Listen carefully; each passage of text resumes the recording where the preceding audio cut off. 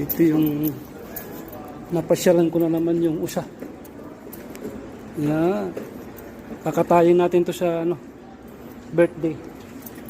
Espresso Lab, yung unang client natin.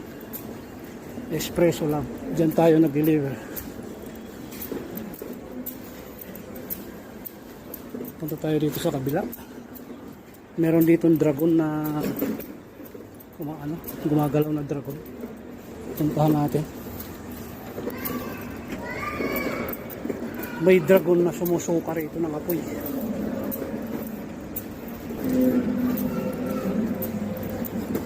Ayan yung dragon.